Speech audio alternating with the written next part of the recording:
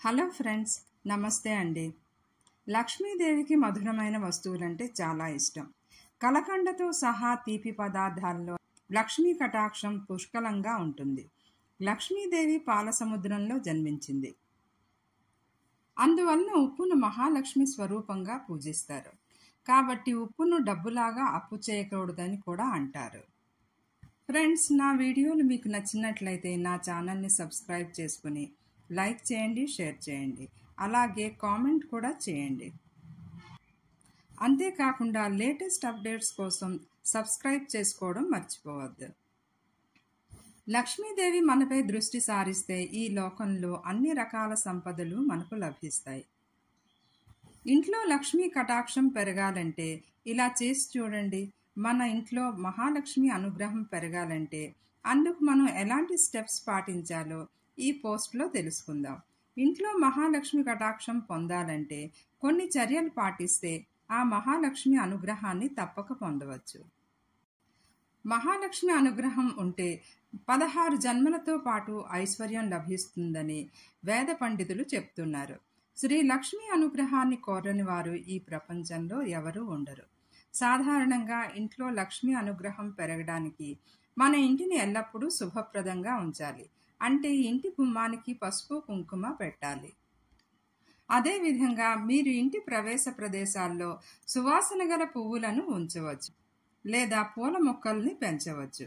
ఇంటి దిక్కుతో సంబంధం లేకుండా ఆ ఇంటి ద్వారం వద్ద నిలువెత్తు అద్దం లేదా వినాయకుని ఫోటో పెట్టాలి. చాలామంది శ్రీ మహాలక్ష్మి విగ్రహాన్ని తలుపు వెలుపల చూస్తున్నట్లుగా ఉంచుతారు. ఇది చాలా తప్పు మార్గం అండి.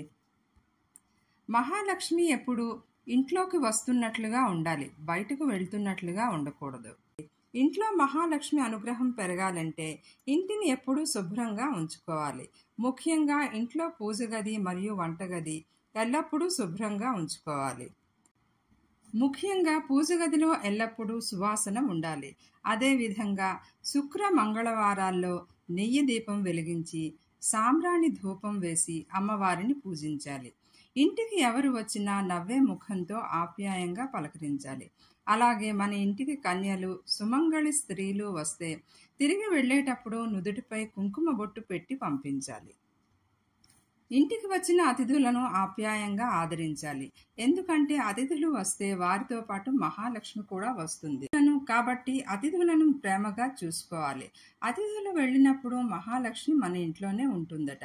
అతిథులకు సక్రమంగా సత్కారాలు అందకపోతే చాలా మనస్తాపం చెంది అతిథులు ఇంటి నుంచి వెళ్ళిపోతారు. ఆ సమయంలో మహాలక్ష్మి కూడా ఇంటి నుంచి వెళ్ళిపోతుందట. శుక్రవారాల్లో నాణ్యంతో మహాలక్ష్మికి పూజ చేసి ఆ నాణ్యాన్ని ఉంచుకుంటే మహాలక్ష్మి మన ఇంట్లోనే ఉంటుందట్టి. కుబేరుడికి ఇష్టమైన ఆహారం ఊరగాయ కాబట్టి ఇంటి వంటగదిలో ఉప్పు, పచ్చళ్ళు, పసుపు ఉంచాలి. దీని ద్వారా మహాలక్ష్మి మన ఇంట్లోనే ఉంటుంది. ఇవన్నీ మన ఇంట్లో మహాలక్ష్మి శక్తిని పెంచే మార్గాలండి. లక్ష్మీదేవి మనపై దృష్టి సారిస్తే ఈ లోకంలో అన్ని రకాల సంపదలు మనకు లభిస్తాయి.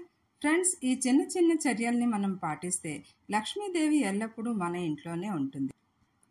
మీకు ఈ వీడియో నచ్చినట్లయితే నా ఛానల్ని సబ్స్క్రైబ్ చేసుకుని లైక్ చేయండి, షేర్ చేయండి, అలాగే కామెంట్ కూడా చేయండి. Thank you.